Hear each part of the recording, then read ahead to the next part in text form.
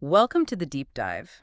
Today we're digging into something you asked about how consumer rights have evolved over time. Yeah, it's a fascinating journey. We'll look at the big milestones, the key players.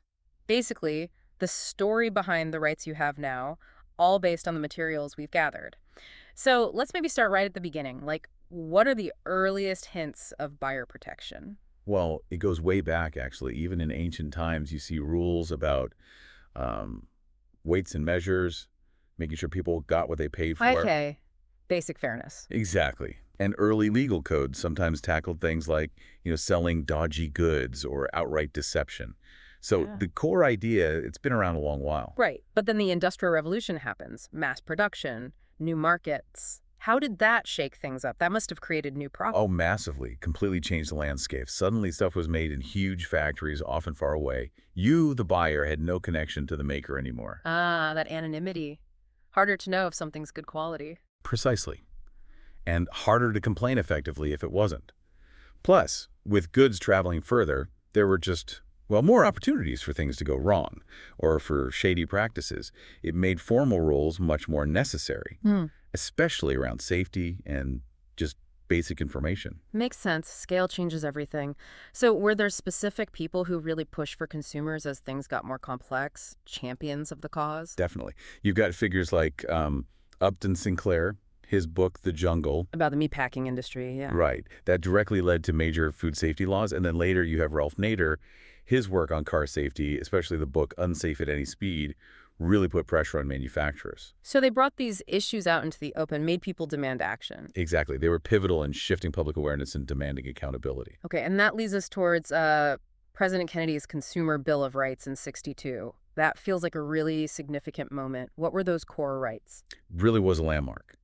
JFK laid out four basic rights. First, the right to safety protection from hazardous products. Okay. Second, the right to be informed, getting accurate info to make good choices. Yeah. Third, the right to choose, having variety and competition. Uh-huh. And fourth, the right to be heard, making sure consumer interests actually get considered when policies are made. Yeah. It's at a clear framework. Yeah, those four still seem absolutely central today. Now, fast forward a bit to our world, the digital age. How have technology and like all this data changed the game for consumer rights?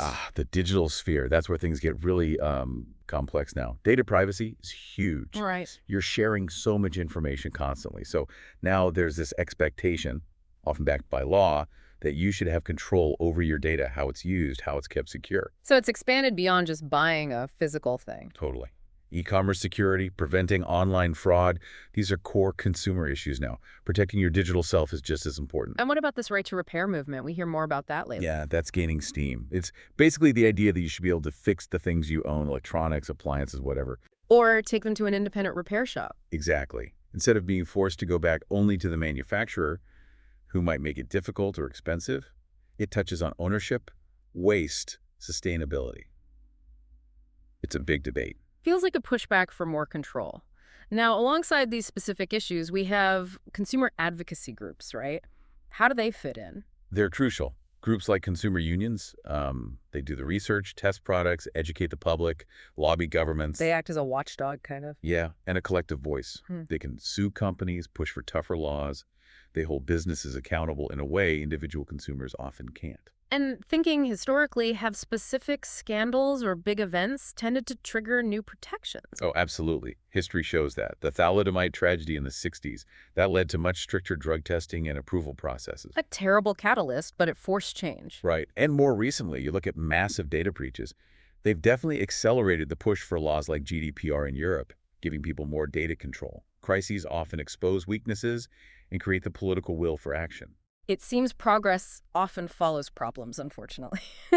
So, looking ahead, where do you see consumer rights heading next? What's the next frontier? That's the big question. I think digital rights will continue to be huge.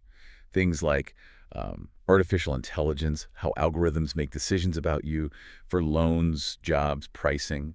Ensuring fairness and transparency there is vital. Guys, yeah. Definitely. And the right to repair, sustainability, those aren't going away. It's always evolving, really, shaped by technology and what we collectively decide is fair. Which I guess leads to a final thought for you listening. Given everything we've talked about, what do you think the next major consumer right breakthrough should be? What's missing?